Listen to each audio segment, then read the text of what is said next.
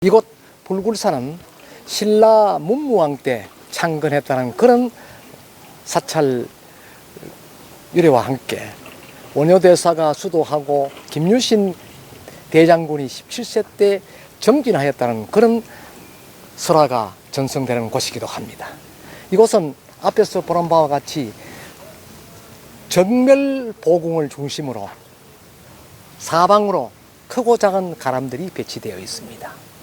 본래 이 불굴산은 신라시대 창건 이후 고려 조선시대를 지나면서 조선의 억불숭유 정책과 더불어서 많은 순환을 겪었던 그러한 사찰로 알려지고 있습니다.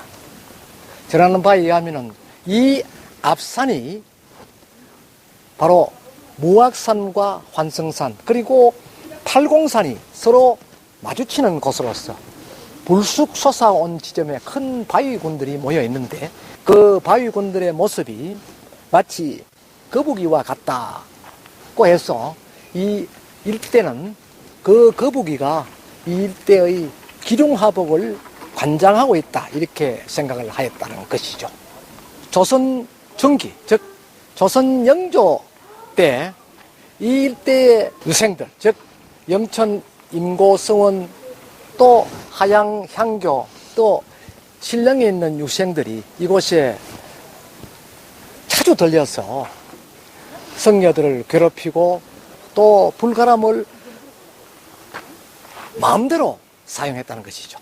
조선 영조 당시에 이 지역 유림들이 불굴사에 대한 엄청난 억불 정책, 다시 말하면 불굴사를 엄청나게 파괴했다는 것입니다. 전한 바에 의하면 창건 당시 조선 영조 이전까지는 이 일대에 물레방아가 수십 대가 있고 가람이 수십 동이 있었다는 그런 전승되는 설화가 있습니다. 그러한 점에 많은 지역 유림들이 유생이라는 그런 이름으로 와서 스님을 괴롭히고 또 사찰 가람을 파괴시키고 그것을 자기가 점거하고 그렇게 해서 전부 그 엄청난 피해를 줬다는 것입니다. 그리고는 오히려 그 사찰의 폐허의 책임을 이 스님에게 돌렸다는 것이죠. 그게 바로 누나를 빼버린 거북입니다. 거북이 누나를 스님이 빼버렸다. 왜 뺐느냐? 너무 손님이 많이 와서 스님이 게을러서 그거를 관리하지 못하고 도민아들 중에 어느 걸성이 왔을 때 그에게 물어보니까 산 정상에 돌거북이 눈을 빼버리면 된다. 막 그런 이야기를 듣고 스님이 직접 이 사찰에 오는 손님들을 적게 하기 위해서 빼버렸다. 그래서 사찰이 망했다. 이러한 이야기를 계속 전선시켰다는 것이죠. 이것은 바로 조선시대 긴 시간 동안 바로 불교를 탄압했던 그러한 또 현장의 이야기입니다. 그 현장의 이야기는 결국 그 설화와 비슷하게 물론 그 설화의 원전은 왜곡시켰지만은 이 일대에 거대한 산사태가 일어남으로 인해서 전부 매몰되었다는 것이죠. 그 매몰되고 난 이후에 사찰이 언제 있었나 할 정도로 이 일대는 허망한 그런 지형으로 있었다는 것입니다. 그날 즈음에 송강사에 계시는 한 노스님이 꿈에 현몽을 받고 이곳에 문득 찾아왔다는 것입니다. 그래 올 때 이쪽에 보이는 약사전 저 자리에 불쑥 목 위로만 있는 부처님이 있었다는 것입니다. 그 부처님 지금 약사전에 모셔 있는 바로 약사불입니다. 그 약사불만 있어서 이곳이 절터구나 하는 것을 알았다는 것입니다. 그래서 그 송광사 노성이 와서 이 일대에 전부 인력들을 동원하고 노불 싸고 이렇게 해서 판에다가 이 불상의 원형을 찾았다. 그로부터 이 일대에 대대적인 불사가 이루어지면서 옛 사찰을 복원하기로 해서나 역시 그 사찰의 재정난으로 계속하지 못하고 있다가 1948년도에 와서 백년하라는 보살이 이곳에 왔다는 것입니다.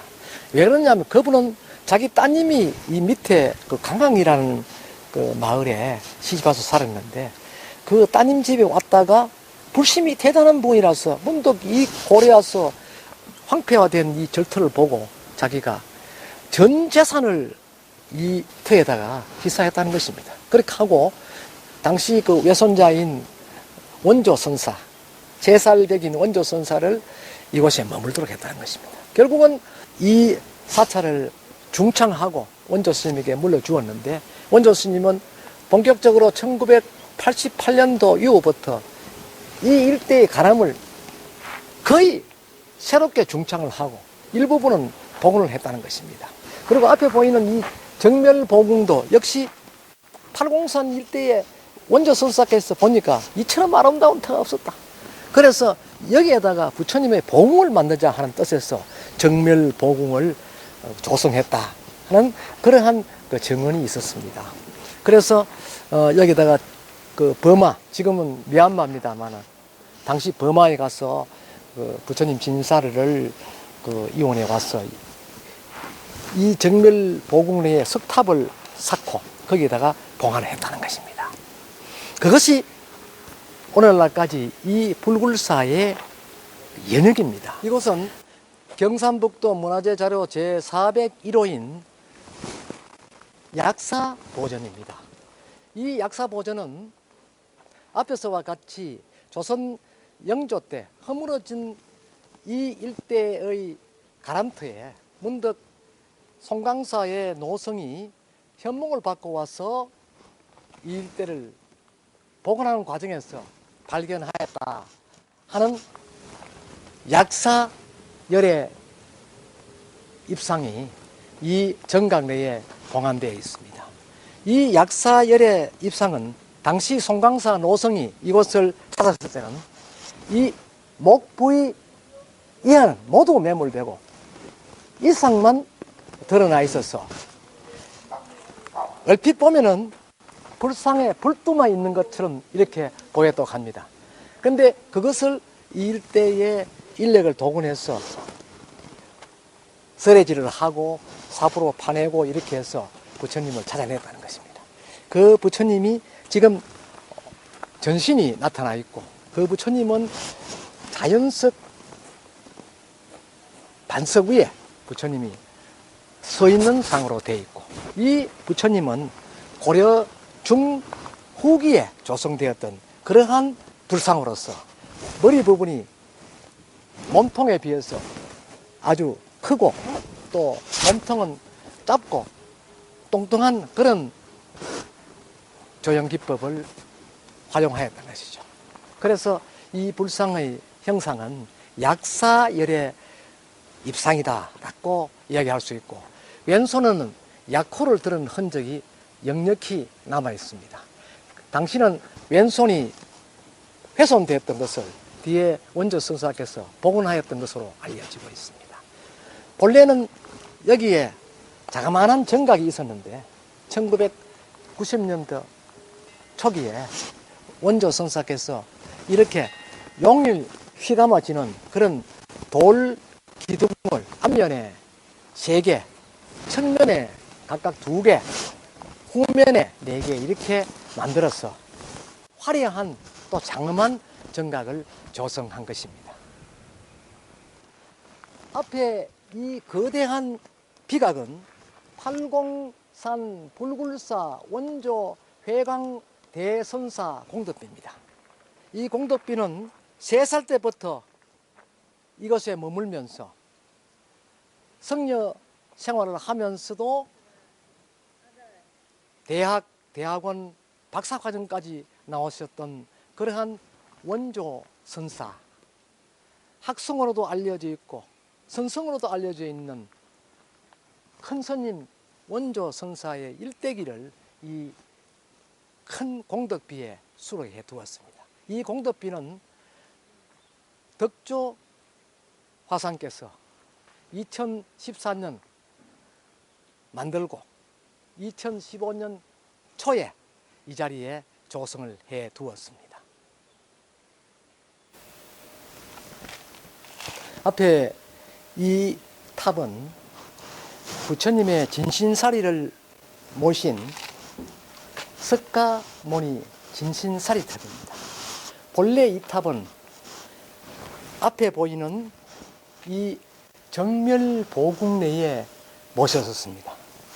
이 탑의 조성은 1980년대 후반에 원조 대성사께서 인도와 버마를 다녀왔어서 그곳에서 사리를 봉안하여 법당 내에 탑을 쌓고 모셨던 것으로 알려져 있습니다. 그런데 현 주지스님인 덕조스님께서 이곳에 부임하고 그 이듬해인 2014년 백중 때 정멸보궁 내에 모셔진 진신사리 탑을 정멸보궁 뒤로 이운하자 하는 뜻을 밝히면서 양산 통도사의 금강계단과 같은 유형의 사리탑을 조성하자는 그런 의견을 제시하면서 백중 때 법회를 열고 이 자리로 이운한 것입니다. 이 자리에는 본래 원조 선사께서 인도에서 모셔온 진신사리와 또 미얀마에서 모셔온 진신사리, 그리고 석가모니 탄생지에서 이혼해온 흙, 침대 밑에 부재 등등 여러 가지 부처님의 보물을 이곳으로 이혼해 와서 이 탑 속에 보관하였다는 것입니다. 이 탑은 모두 두 단으로 되어 있는데 거기에 첫 단에는 진신사리를 모시고 그 위에는 당시 부처님이 계셨던 그 지역의 흔적들을 또 흙, 나무 이런 것들을 또 위에 모시고 그 다음에는 사적 기문을 본래의 것과 새로 쓴 것을 그대로 모셔서 탑을 재구성해서 보관하였습니다. 삼국사기의 기록에 의하면 본래 중악산에는 여러 개의 석굴이 있다. 또 그 석굴에서 원효성사가 수행을 하고 대장군 김유신이 17세 때 팔공산 즉 중악산 석굴에서 정진하는 중 문득 그 신인을 만나서 비법을 받았다. 이러한 기록이 있습니다. 그 기록이 있는 팔공산 일대 석굴 중에서 하나인 이곳 불굴사 뒤편 석굴 앞에 서 있습니다. 팔공산 일대에서 전성되는 설화에 의하면 이곳 중악산의 석굴은 은혜사 중앙암 석굴과 오도암 뒷산의 석굴, 그리고 지금 제가 서 있는 불굴사 뒷산록에 있는 이 석굴을 지칭하고 있습니다.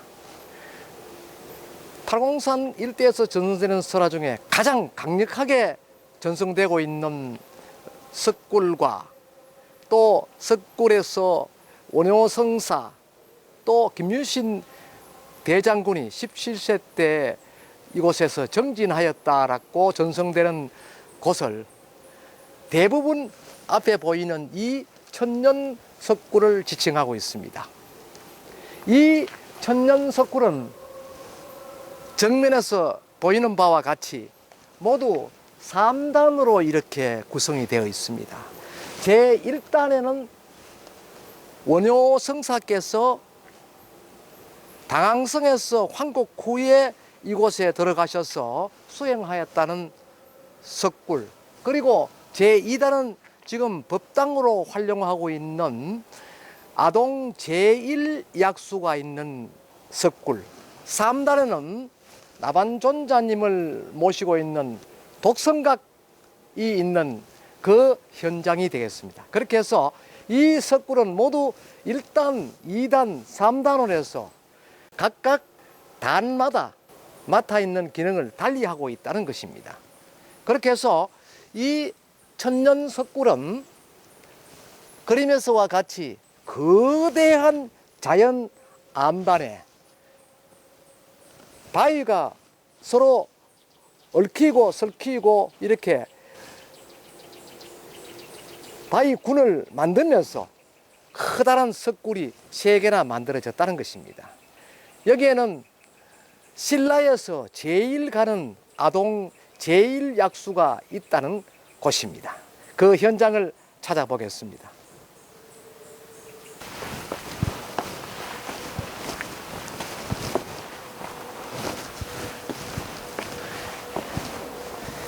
이 석굴로 오르는 길목 계단입니다.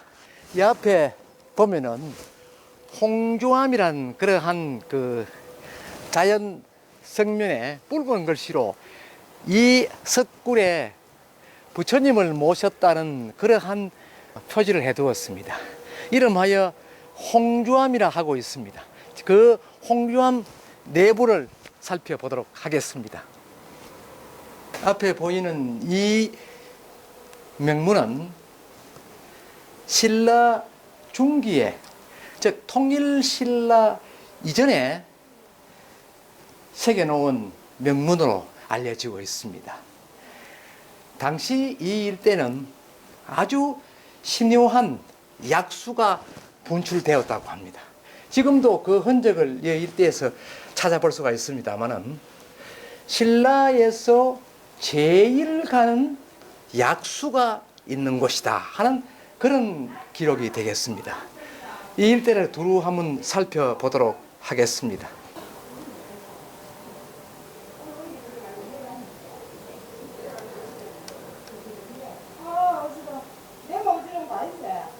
아동 제1약수가 있는 이곳은 사시사철 그 물량이 변하지 않는다고 그럽니다. 그리고 이 물은 감노수와 같이 겨울에는 따뜻함을 느끼고 여름에는 시원함을 느낀다는 그러한 특징적 상황을 살펴볼 수가 있습니다. 이 일대는 연중 많은 불객들이 이곳에 들려서 아동 제1약수의 영험함을 체험하고 있습니다. 또 동일한 석굴 속에는 정면에서 보이는 바와 같이 길숙한 굴 속에 불상을 조성해 두고 그 앞에는 각각 인왕상을 조성해 두었습니다.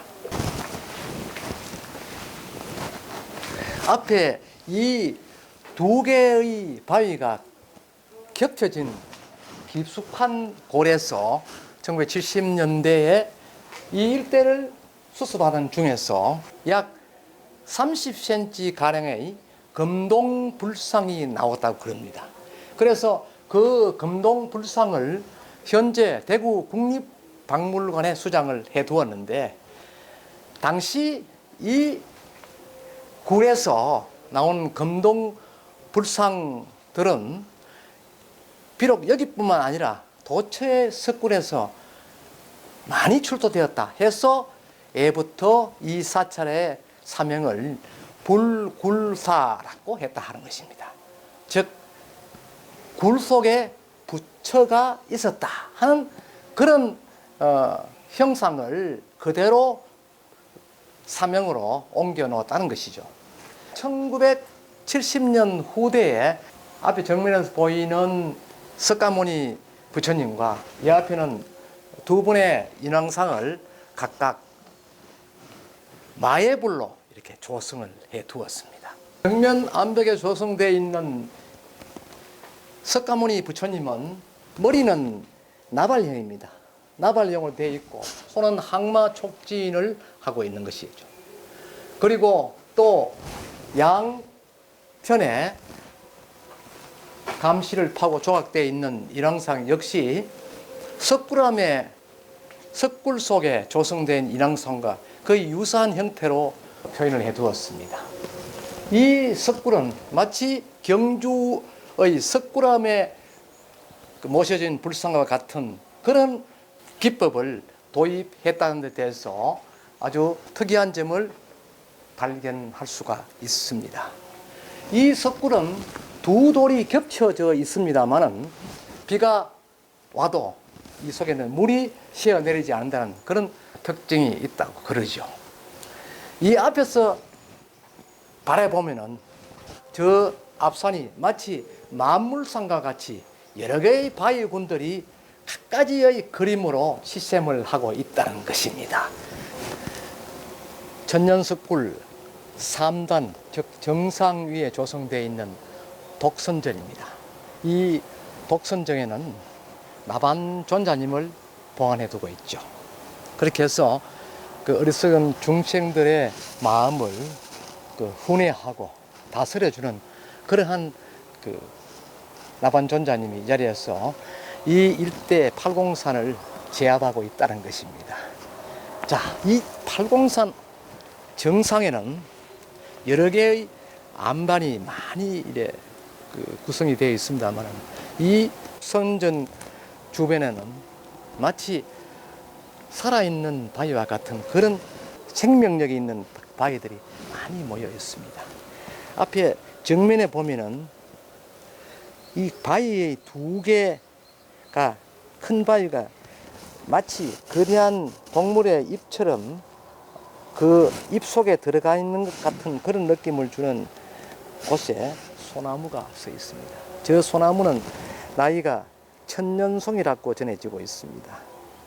이 일대에서 마음을 다스리지 못하는 사람들이 이곳에 들렸다가 저 바위 벽에 살아있는 천년송을 보고 다시 마음을 다잡아서 생활 전선에 복귀한다는 그러한 일화도 이곳에 전승되고 있습니다. 독선전에서 내려다보는 강학리 일대, 저 멀리 와촌, 영천, 신령까지 멀리 보이고 있습니다. 이곳에 와서 앞을 바라다보면 삼남한상 온갖 시름을 잊게 된다고 합니다.